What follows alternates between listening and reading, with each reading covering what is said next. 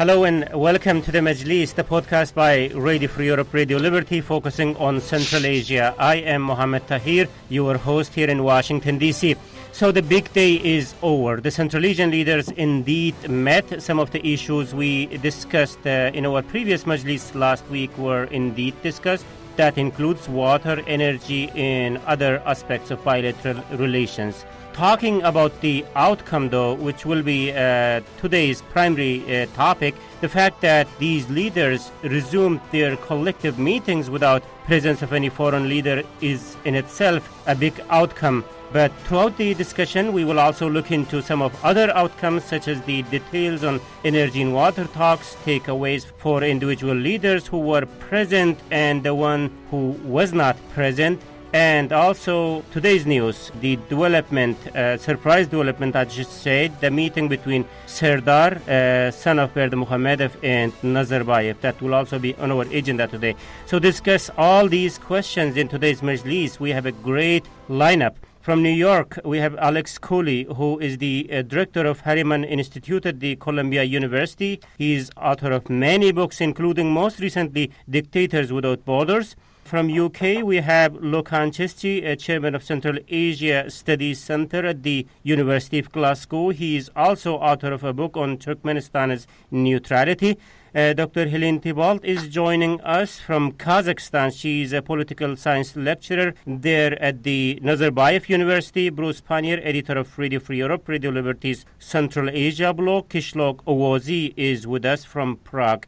Thank you, colleagues, for taking time to do this today. Thank you. Thank you. Cheers. Very nice to have you. So it's exciting to see Central Asian leaders are again talking to each other. But apart from the excitement, Bruce, maybe we can start with you. What has this summit really achieved? Well, I mean, if you want to look at what they did on paper, it really wasn't much. But as you suggested, the fact that they could all get together and agree that they would do this annually, always before Nowruz, I think is a big step in the right direction. And the meeting seemed to be overwhelmingly positive all the time. I mean, there was no disagreement, at least that I saw in any of the reports that I read, about anything. You know, I mean, it shows how little they've been able to accomplish together, that the same topics that were on the table yesterday were on the table more than 20 years ago: security, water use, shared energy resources, things like that, you know. But they're going into this with a much better attitude than the leaders of the 1990s did. So,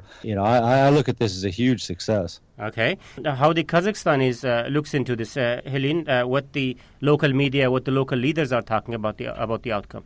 Yeah, it's actually very interesting. As I was browsing the news to get information about this particular meeting, which is, as you said, something very, very special, very significant to Central Asia, it didn't receive a lot of media attention here in Kazakhstan. There were some news reports yesterday that talked about emphasizing the role of Nazarbayev as the host, of this very important meeting. But at the same time, the declarations that were made were a bit evasive, and interestingly emphasizing, the importance of Nowruz, this spring celebration that is coming up as something that is an important cultural heritage. So there was not so much discussions about politics, but more about friendship and cooperation. Although maybe we will come back on this issue later, but there was also, in terms of politics, an emphasis on the issue of security for Central Asia.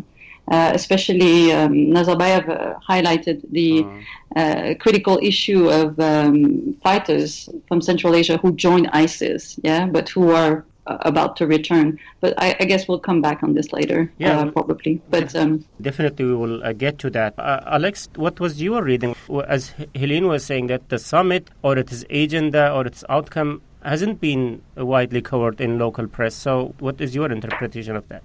Yeah, I mean, I actually take that as a positive. I mean, I think anytime you set up big expectations, especially in this part of the world in terms of regional cooperation kind of outcomes, inevitably there's a disappointment, right? Because it's about process, it's about symbolism.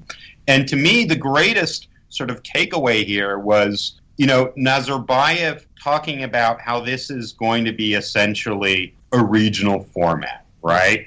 That's going to be independent of other formats. And really what he's saying is that, you know, this is going to be something beyond the participation of the other sort of great powers and interested parties. And, we had, I think the last summit was 9-10 years ago. And I think it's worth reflecting sort of over the last decade, we've seen a lot of regional formats and regional integration projects pushed, but they've usually been associated with an external power, right? Whether it's sort of Eurasian Economic Union, whether it's the Belt and Road, whether it's the U.S. and, its attempts to sort of link, Central Asia and South Asia, or the NDN. There's always a kind of interested party pushing integration on its own terms. And so to me, to have a regular format that's institutionalized, where it's just the regional powers that participate, I think is intriguing. And,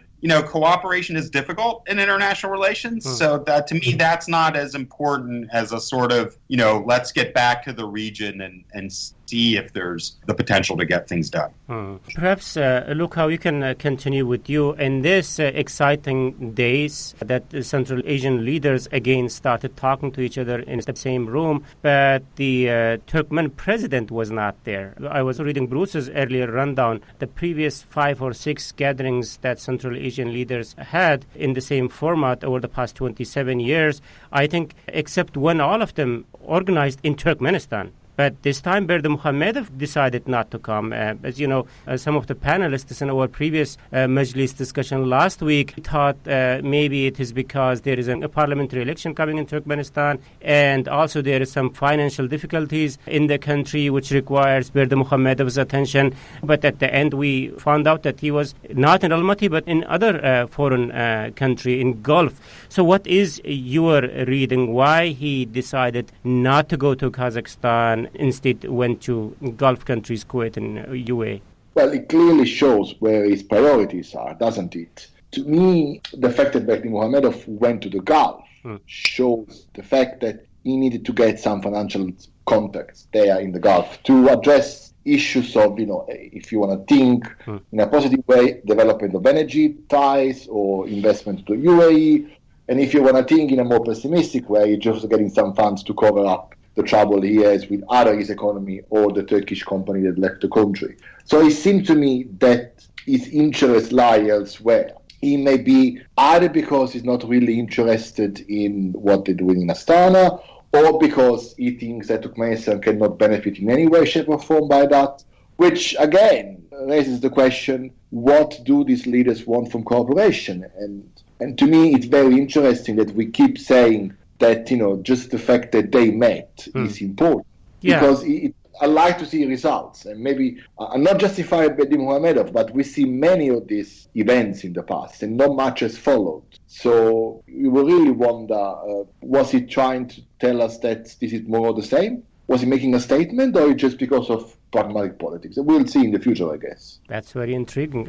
Any other interpretation of that? To the question that the reason why he decided to be in the Gulf instead of going to Almaty is a statement of some sort that, okay, this is another meeting, nothing is going to come out of that? Yeah, well, I'm with Luca. I mean, it shows where his priorities are at the moment. He wanted to go somewhere where he thought he might get some financial help for his country first, and that was his bigger interest in going to this, regional forum that they had going on there. I made the point in the paper too that for what it's worth, he did send a delegation with the constitutionally the second most powerful person in the country, and that doesn't mean very much in Turkmenistan, but so it wasn't total disinterest. He could have just stayed out of it entirely. During the days of the Central Asian Union and later Central Asian Economic Union, Turkmenistan did stay out of those organizations. But again, the format of those meetings were a little bit different, right? The agenda, the objective. Yeah, well, but at the same time, under Niyazov, he said that economic cooperation was really all Turkmenistan was interested in, and he wouldn't go to economic cooperation meetings with his neighbors. So it was, Berdimuhamedov didn't show up, but it wasn't like Turkmenistan was not there entirely. Although, it was pretty sad to see those end of the summit pictures yesterday with 4 presidents standing in front of their flag and nobody standing in front of the Turkmen flag. I thought at least they would bring Akça Nurberdiyeva out there to stand with them. Maybe she was worried she'd be arrested when she got back to Ashgabat. I don't know. I'm not so pessimistic about that. I mean, I doubt that Turkmenistan would ever be a strong participant in this regional forum, but if they just keep a hand in it, it would be more than they've done since 1999. There's also takeaways in terms of Kyrgyzstan and Tajikistan I would like to discuss, but before getting into that, let's clear another question on Turkmenistan. Now, very suspicious meeting, actually, to be polite, I should say very surprise meeting between President Berdimuhamedov's son, Serdar, who was also happened to be present there, in fact, part of the delegation. Serdar is meeting with Nazarbayev ahead of the Central Asian Summit in Almaty. It was indeed intriguing to me why Nazarbayev chose to meet him, though the head of the delegation, as Bruce, you were saying, was the Speaker of the Turkmen Parliament. I know we're kind of getting beyond our topic. So what was happening there? Who wants to take this question? Maybe Alex? I am not going to speculate on that, no. Maybe Luca has some insights, Sure, yeah, Luca? Yeah, look, I wouldn't read that much into it. I don't think it's the first step towards succession. I don't think that, we can speculate beyond that. I mean, I would be really surprised if Berdimuhamedov's power is so strong at the moment that he can impose his son over anyone else in the elite. I would be very surprised. So, I mean, it's choreographic. These people like, big pictures and photo ops. It's very choreographic, but I wouldn't really think much beyond justify it. He's surprised, yes, Nazarbayev met with Serdar. But ultimately, it's just doing a favor to your counterpart, I guess. I wouldn't really speculate that much, but I don't read that many implications to what happened there.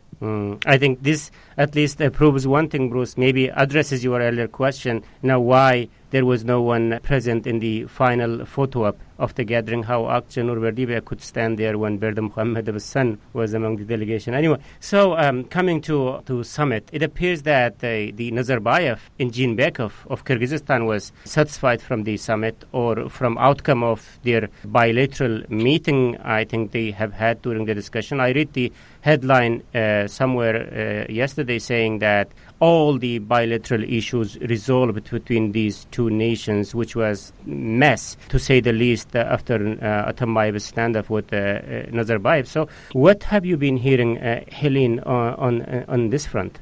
I think these issues, they don't make the headlines so much right now in Kazakhstan. Those, at least, very local or localized, they're regional issues. But yeah, as you said, the relations, when the relations were at the very low, during the Kyrgyz election last year, this made the headline very often in Kazakhstan. People were discussing it, but also not only in the media, but also it has some kind of resonance also in the society. So people were discussing those issues. But again, today, I'm not sure. Yeah, this has a lot of echo in the society and also in political circles. Alex, just a kind of related question to that. So what does this renewed relations between Nazarbayev and Jeenbekov means for Kyrgyzstan's local political dynamics? Things are moving to some direction. Hard to figure out what is happening. Like the chief of the presidential staff was fired recently, and then whether there's any connection or not, then Prime Minister Isakov fired his own chief of staff, and there appears to be some cracks in the alliance between Atambayev and Jeenbekov, and on the other hand, you see Nazarbayev and Jeenbekov is improving their ties, and they have seen a number of photo ops during the summit. So what does those kind of apparently warming up relations between Nazarbayev and Jeenbekov means to Kyrgyzstan's local political dynamics? Well, I would say that there's two new figures, right, at the summit. Jeenbekov and Mirziyoyev, we haven't talked about, right? But I think solidifying the relationship on both fronts is an absolute priority for Jeenbekov, right? And really strengthens his hand domestically to be able to show in both dealings with Kazakhstan that it hit such difficulties in the pre-election season, and where you literally had the border that's supposed to be open sort of jam-packed and being used sort of for punitive reasons on the part of the Kazakhs and so forth. that you're seeing movement on improving connections and border outcomes in both of these areas. Yeah. And Kyrgyzstan has been sandwiched. Relations with Uzbekistan had obviously been, very poor for a long time. Yeah. So if he takes the prospect of real ground level ease of, mobility and allowing potential, some new sort of travel connections to be established, bus linkages, this kind of thing, then I think that's actually quite a tangible outcome that he can sort of take back and demonstrate, some sort of value, some sort of worth. And, I would say, the Uzbek part of this we haven't talked about, but I think this is really the big part of this too, right? That there is a chance now to reset the tone. Yeah. Again, always being, cynical and cautious about these regional summits. But, with Karimov, it had gotten to the point, right, where everything was an affront on his sovereignty, right, on his authority. There were enemies everywhere, And so to sort of get past that, I think is more important than just sort of, symbolism, right? I think there's kind of to have some sort of functioning regional dialogue track. And of course, it's in Nazarbayev and Mirziyoyev's interest, too, to sort of present themselves as, the two top powers in the region, right? Also, I think that's the underlying current of this, too, right? And Zhembekov's, perfectly happy to sort of, relate to them and see how he's getting things, Rahman, too. But I think that's the other subcurrent here, that you have these kinds of, it's in Astana, but there's a warm welcome to the new Uzbek president. And, it's going to be Astana and Tashkent that runs this agenda going forward. Not Moscow, not Beijing, not Washington, right? And I think, to me, that's what I took out of the optics of this. Luca, it was also subject of your discussions the other week in Washington, D.C., the Uzbek factor here, the fact that Mirziyoyev was, as Alex mentioned, was the initiator behind this summit, although it happened in Almaty. So what was Mirziyoyev's takeaway from this? Look, I think that this is the big factor in Central Asia. If the summit is more the same, and it is, compared to 15, 20 years ago, the backdrop against which the summit happens is totally changed. In the last 16 months, we've seen politics from below changing in terms of integration. We got, Alex mentioned, bus, train, air links, new sort of energy deals, water cooperation. So this is a new time for the region. And it's a new time because Mirziyoyev brought back Uzbekistan into the fold. You can't really talk about integration in Central Asia if the state the only state that shares borders with the other four is not playing the game. So, which makes the Turkmenistan refusal all the more puzzling. So I think that Mirziyoyev is setting the tone for a new regional integration cooperation framework. He has been actually doing it in practice more than words. We've seen that in the last 16 months. So I think that the fact that they decide to meet annually is a testimony to the effort that he has been putting into this kind of action. Just one final point of this. I think that if they continue with this kind of, I call it connectivity from below, so like low level, then we could test the progress of these meetings in a more, if you want, fair way. Because we're not talking about the big things of the past, unified economic space, commission for that, unified television, we heard in 94 about that. Here we're talking about states that are located in the same region. They want to have a meaningful cooperation in trade, movement of people, and eventually also in capital investment. If that happens, then the summit will become actually meaningful instrument to measure how the integration is going. Also, let's see whether it repeats in Tashkent as they are planning next year. So, Helene, Rahman is back to Tajikistan. What he is saying to the people there that he brought from summit? Well, again, I think the interesting thing about this new, this renewal of the friendship between all the Central Asian countries is that I think Tajikistan can benefit a lot from this. And we have seen already in the last 2 weeks, as you mentioned, I think the important factor here is the Uzbek president, who is interested in engaging with the other leaders, with the other countries. And there were significant developments between Tajikistan and Uzbekistan last week already when Mirziyoyev visited Tajikistan, and they actually changed, as Alexander and Luca already mentioned, those very important movements, that affect the lives of people. It's a top-down approach to development, of course.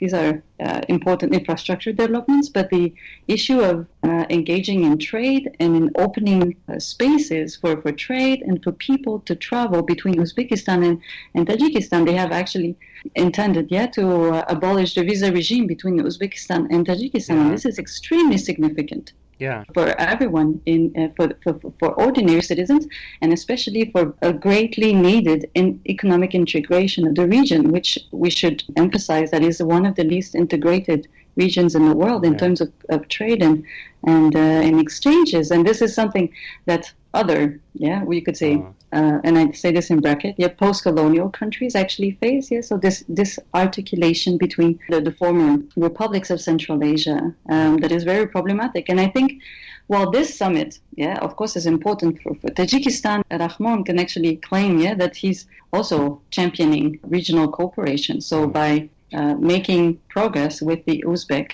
president, his Uzbek counterpart, but also with the rest, engaging with the rest of Central Asia. Right. It's a kind of a big picture question. Maybe, Alex, you will be in a better position to answer this.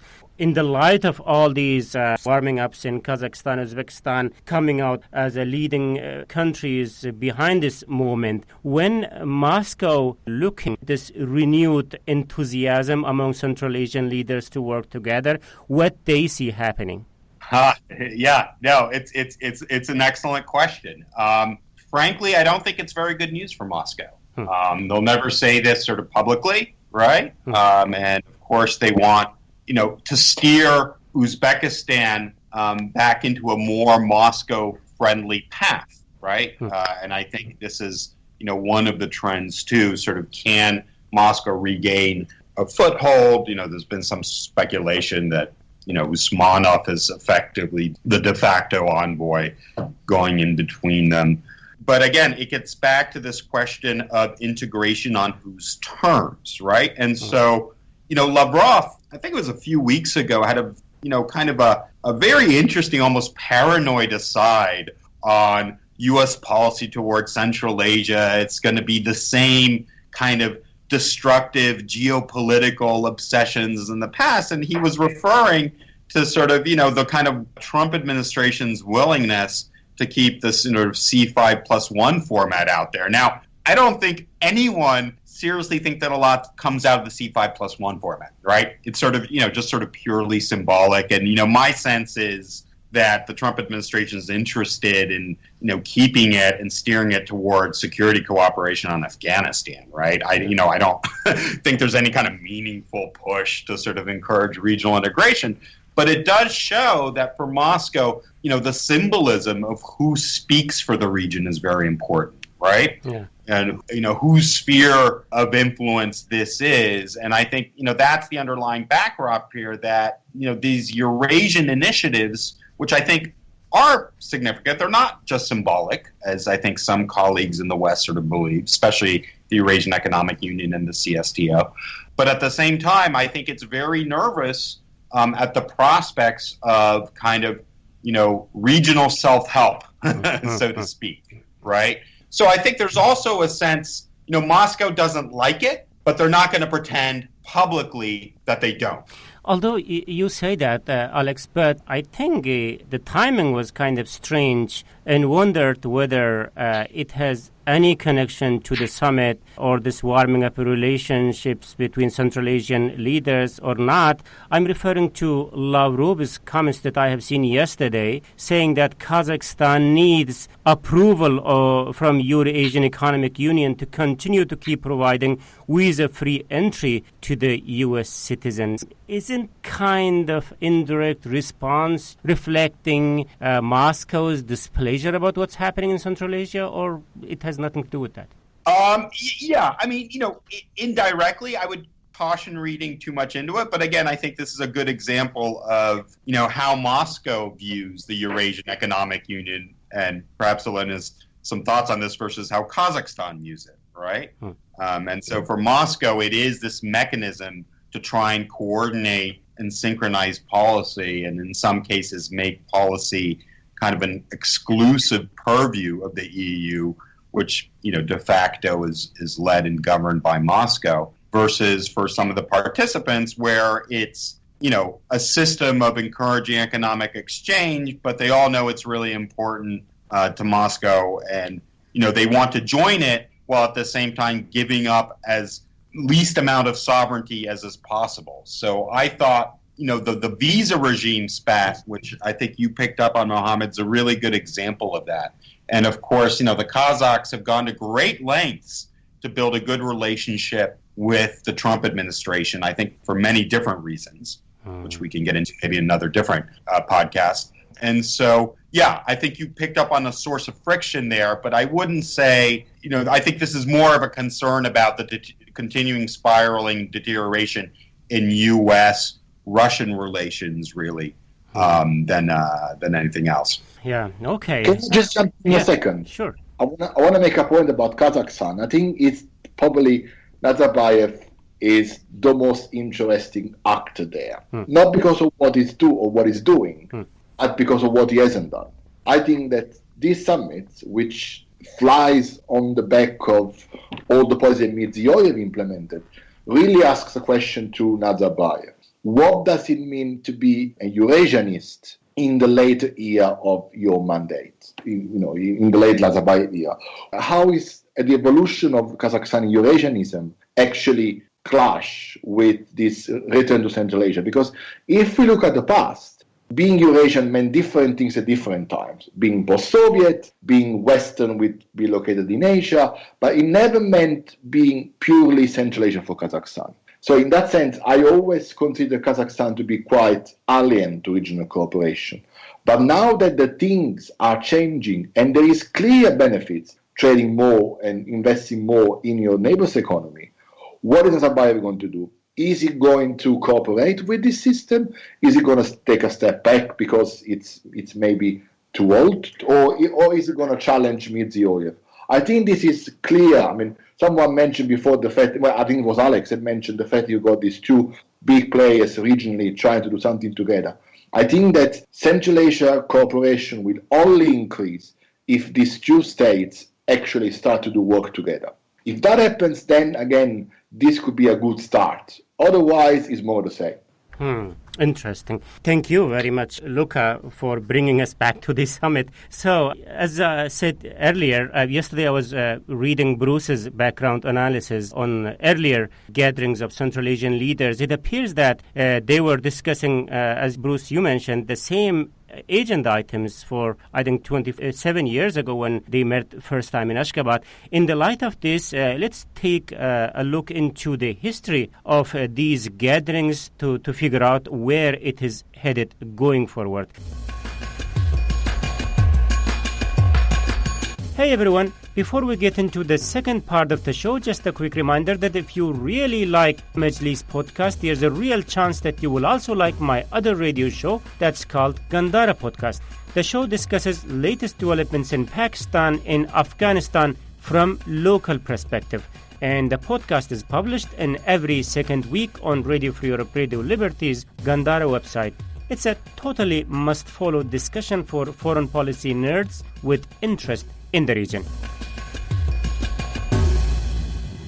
First, let me recap the debate that today on the Majlis, Radio Free Europe, Radio Liberty Central Asia podcast, we are discussing the outcome of the recent Central Asian Leaders Summit. Joining me in the discussion are Alex Cooley, Director of Harriman Institute at the Columbia University, Luca Ancesti, Chairman of Central Asia Studies Center at the University of Glasgow, Helen Thibault, a political science lecturer at the Nazarbayev University, Bruce Pannier, Editor of Radio Free Europe, Radio Liberty Central Asia blog, Kishlok Awazi.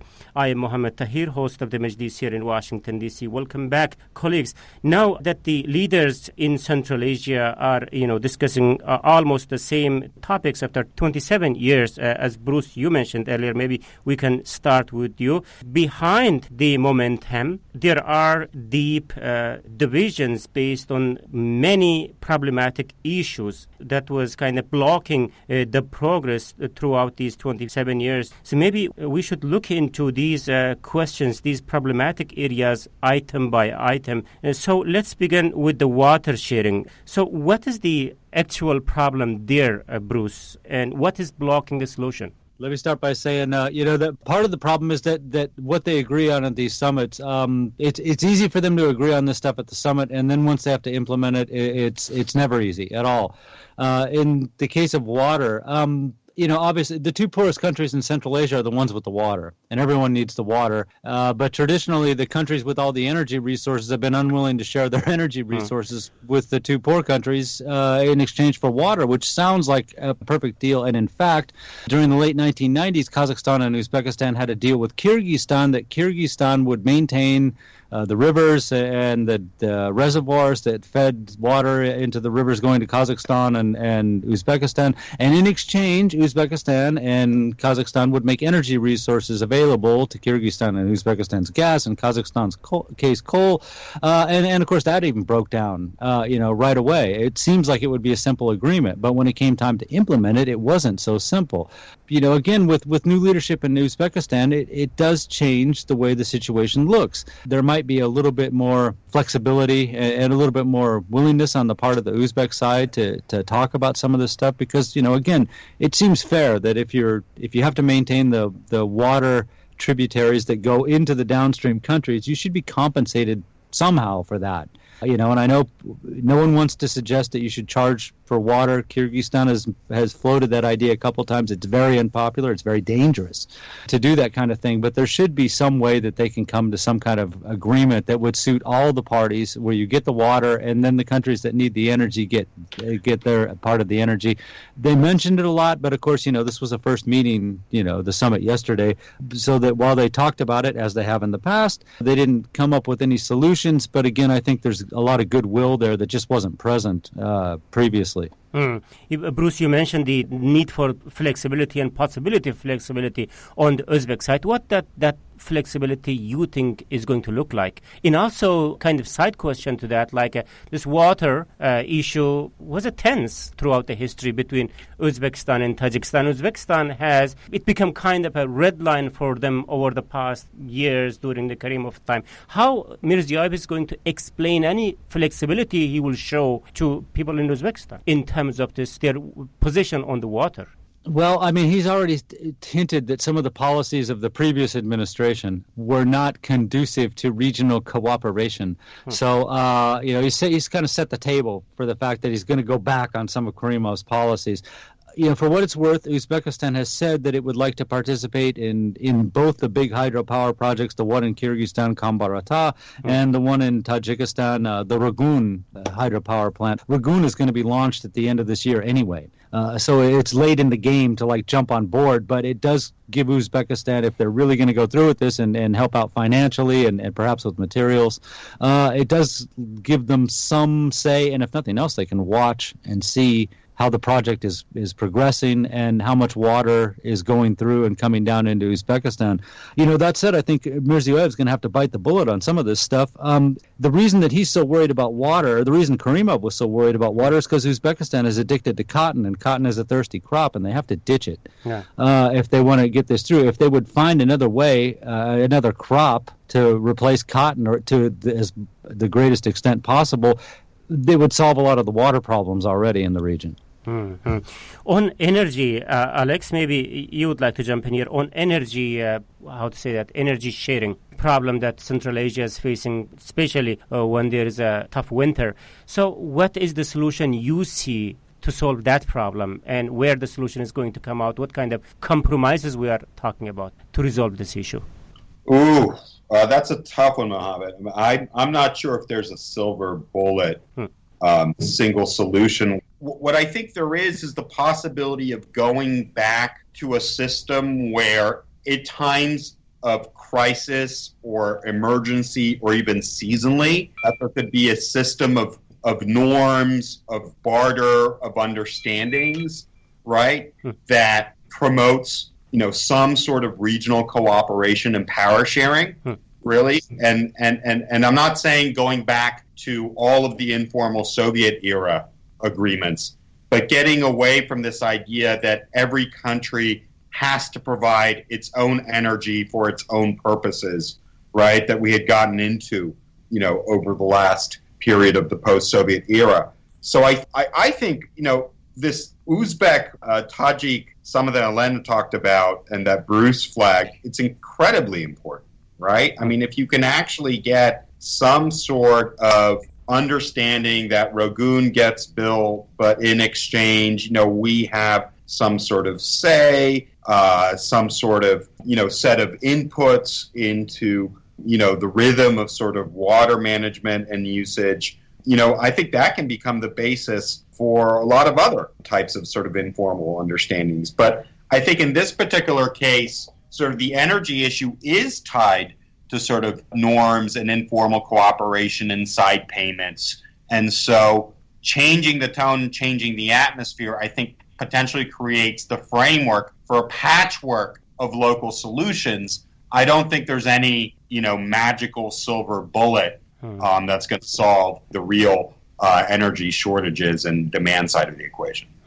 Luca, do you want to jump in here? You are our energy expert. So I think that Alex was perfectly right. What has happened in the last 16 months actually created a new environment for energy cooperation. I mean, having Mirziyoyev going into Tajikistan, going into Kyrgyzstan, going even into Turkmenistan, and strike oil deals, gas deals, actually shows that there is an understanding in the region, well, in Uzbekistan now, that cooperation has to be more actively pursued. It doesn't happen by magic. It's in the longer term Soviet Union. You need to work for that. And it seems also to me that we are now moving into this time of reintegration, even in electricity, which is crucial because a region that does not even have a shared grid can hardly be called a region. So I'm actually, surprisingly for myself, optimistic on this thing. I think that we've seen enough indicators that there is a movement towards a more shared security framework in the energy. What I'm not sure, and goes back to the point Alex was making, is how close we are to set a new range of norms to regulate this energy market in Central Asia. That could take a while, but in the meantime, we are seeing that bilaterally things are working better. And that's an encouraging development. Okay. Now, earlier, Helene, you kind of hinted, and let's get into this, the security question here, the one that Nazarbayev was raising, that includes Afghanistan, ISIS, or Central Asian fighters. So, although the names have changed, but they were talking about the same topic throughout those summits that started in 1991 in Turkmenistan. Why is that they cannot agree on any unified strategy on this? Yeah, very interesting question, because this is an issue that all Central Asian countries face, but at the same time, we, as you know, of course, we always have to be careful, with the actual threat, of radical Islam in Central Asia. So there's always a tendency for states, for governments to overemphasize, the existence of this threat. But this is something that is still a concern, and I think a genuine concern, for states. But interestingly, there's no integrated solution to this problem. But is there an integrated solutions to other problems that Central Asia has, that countries of Central Asia have, So we have emphasized throughout this podcast, that there's really a lack of regional cooperation. The Eurasian Economic Union, between some of the countries of Central Asia, is a solution to this, especially to trade and movement of people. But at the same time, so I'm not surprised there isn't an integrated solution for issues of radicalism. Yet, there already are some institutions, regional institutions that tackle this issue. The Shanghai Cooperation Organization is mostly, focusing on, as the name says, the security issues. And they've had joint exercises, military exercises. So there is an attempt, between Central Asian countries, those that are members of the Shanghai Cooperation Organization. So there are some attempts, to find global, regional solutions, to the issue. But at the same time, something we haven't talked about a little bit, in this podcast is the role of China and the influence of China, because I think China is a very important player when we talk about regional cooperation and integration, and also for security issues, because China, as a very important, powerful, and very authoritarian country, is very much concerned with security issues, and this is an issue that China is emphasizing throughout its cooperation with Central Asian countries. Okay, thank you very much. We are already over time, but there are a couple of other points I wanted to discuss. Okay, let's finalize this. Now that the leaders met, they discussed a couple of difficult issues. Now, what is that we should be looking for to determine what the future for this new found alliance is going to look like going forward? Maybe Bruce, then with the other member of the panel? Economically speaking, we have to see how easy it is for goods and people to move throughout the region back and forth without any obstacles, like we saw in the for years and years at the border.